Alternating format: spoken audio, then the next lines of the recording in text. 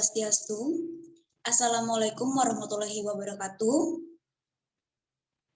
Di sini kami kelompok 2 akan menjelaskan materi mengenai menganalisa manajemen nyeri, terapi non-farmakologi. Baik, di sini kami ada 6 anggota. Yang pertama, Nikade Ayu Desidian Wulandari, Nidesa Ketut Ayu Indasari, Niloh Eka Dewi Agustini, Komang Fermia Koryana Dewi, Putu Krisnanda Aryani, dan Linda Fitriani. Baik, untuk selanjutnya, saya persilakan kepada pemateri pertama untuk memaparkan materinya. Baik, terima kasih atas kesempatannya. Di sini saya akan menjelaskan tentang tinjauan pustaka dari manajemen nyeri.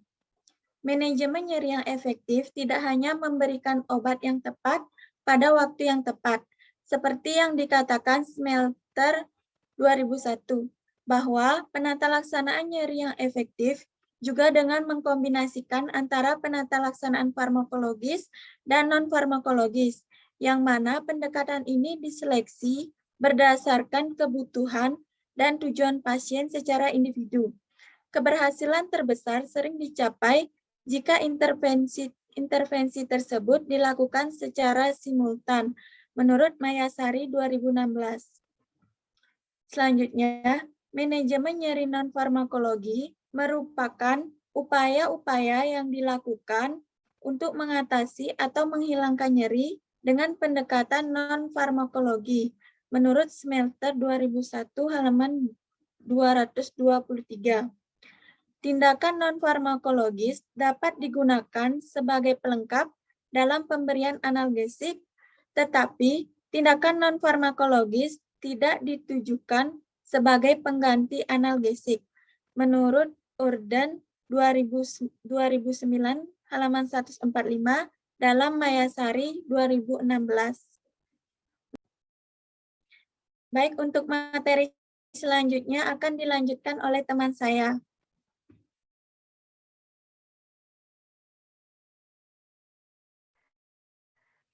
Baik, terima kasih atas waktunya. Jadi di sini saya akan melanjutkan materi, yaitu pengertian dari nyeri. Yaitu nyeri itu merupakan pengalaman sensori dan emosional yang tidak menyenangkan akibat dari kerusakan jaringan yang aktual atau potensial. Dampak nyeri pada lansia itu ada nyeri yang terjadi pada lansia akan memiliki dampak fisiologisnya, itu yang pertama meningkatkan respirasi rate, yang kedua peningkatan gula darah, yang ketiga peningkatan kekuatan otot. Penurunan motilitas, dilatasi pupil, muka pucat, nafas cepat, dan pernyataan verbal itu seperti menangis, mendengkur, meringis, menggigit bibir, gelisah, imobilisasi, ketegangan otot, peningkatan gerakan tangan, menurunnya kontak atau interaksi sosial, itu bisa fokus dengan nyeri atau menghindari percakapan.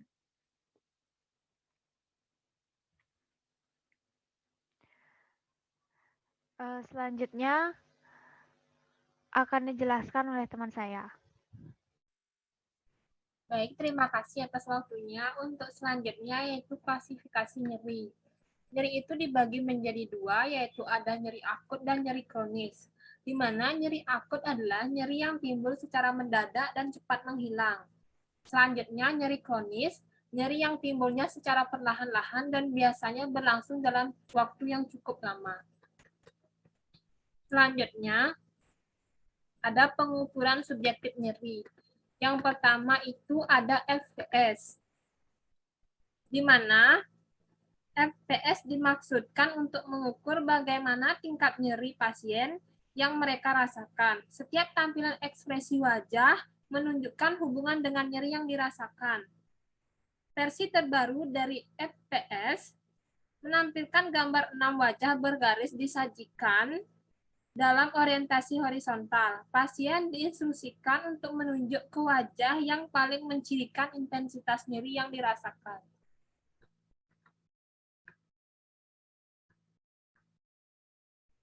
Kemudian yang kedua ada VRS, di mana VRS itu adalah skala nyeri ordinal yang biasanya digambarkan menggunakan 4-6 skala yang bersifat untuk menggambarkan peningkatan intensitas nyeri.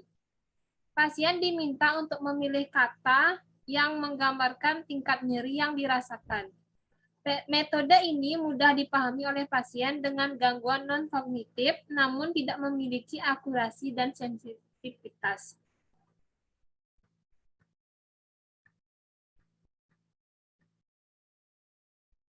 Selanjutnya yang ketiga ada NRS, di mana NRS digunakan untuk menilai intensitas dan memberi kebebasan penuh pada klien untuk mengidentifikasi keparahan nyeri. Menurut Potter dan Harry 2005, di mana nyeri dikategorikan menjadi 3 skor, yaitu yang pertama, skala 0 itu tidak ada nyeri, skala 1 sampai 3 itu nyeri ringan, skala 4 sampai 6 itu nyeri sedang, dan skala 7 sampai 10 itu nyeri berat.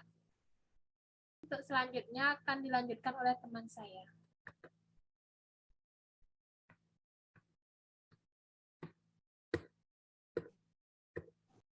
Baik, untuk yang selanjutnya ada faktor yang mempengaruhi rasa nyeri. Nah, yang pertama itu ada pengalaman masa lalu dengan nyeri, yang kedua ada ansietas, yang ketiga itu ada efek placebo. Nah, faktor-faktor ini dapat meningkatkan ataupun menurunkan persepsi nyeri pasien, meningkat dan menurunnya toleransi terhadap nyeri dan pengaruh sikap respon terhadap nyeri.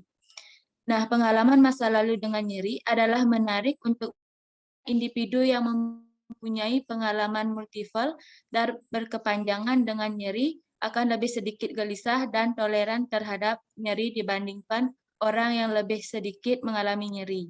Nah, tetapi semua itu tidak berlaku pada semua orang. Next.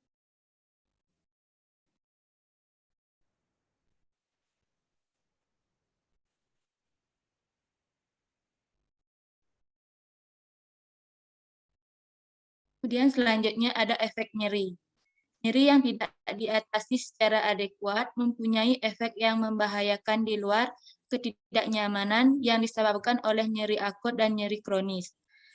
Nah, di sini nyeri yang tidak diatasi secara adekuat mempunyai efek yang membahayakan di luar ketidaknyamanan yang disebabkannya selain merasakan ketidaknyamanan dan mengganggu, nyeri akut yang tidak reda dapat mempengaruhi sistem pulmonari, kardiovaskuler, gastrointestinal, endokrin, dan imunologik.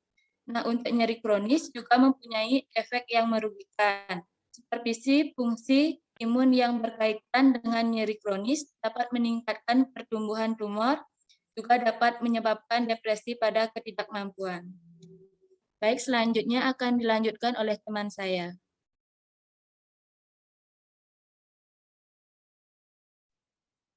Terima kasih atas waktunya. Di sini saya akan melanjutkan pendekatan non-farmakologi dalam mengatasi rasa nyeri. Pendekatan non-farmakologi dalam mengatasi nyeri ya merupakan pengobatan yang efektif untuk rasa nyeri yang ringan dan sedikit terjadi efek samping serta lebih murah. Hal ini dikarenakan minimnya zat kimia yang digunakan pada pengobatan non-farmakologi. Selanjutnya itu ada teknik pendekatan non-farmakologi. Yang pertama itu teknik distraksi adalah teknik yang dilakukan untuk mengalihkan perhatian klien dari nyeri seperti melakukan hal yang sangat disukai, bernapas lembut dan berirama secara teratur. Yang kedua itu ada terapi musik adalah merupakan interpersonal untuk digunakan mempengaruhi keadaan fisik, emosional, mental, estetik, dan spiritual untuk mendukung proses belajar dan membangun rasa percaya diri. Yang ketiga itu ada masas atau pijat, merupakan manipulasi yang dilakukan pada jaringan lunak yang bertujuan untuk mengatasi masalah fisik, fungsional, atau terkadang psikologi. Yang keempat itu ada guide imaginary, yaitu upaya yang dilakukan untuk mengalihkan persepsi rasa nyeri dengan mendorong pasien untuk menghayal dengan bimbingannya. Yang kelima itu ada relaksasi, di mana keadaan klien membayangkan dirinya dalam keadaan damai dan tenang. Yang keenam, ada akupuntur, yaitu teknik pengobatan Cina untuk memblok qi dengan jarum dan menusuk ke titik-titik tubuh tertentu yang bertujuan untuk menciptakan keseimbangan yin dan yang.